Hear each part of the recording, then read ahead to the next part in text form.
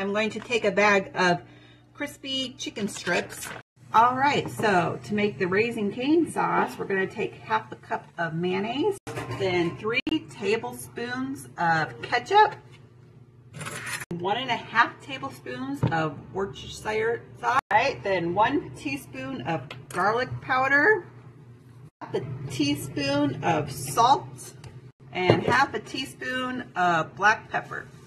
Just like Raising Cane sauce. Stick of melted butter. And then we're going to add to that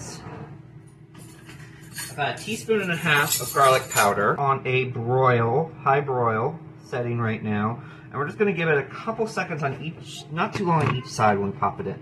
All right, these are the fries I'm going to use. All right, that looked really good. All right, bye-bye.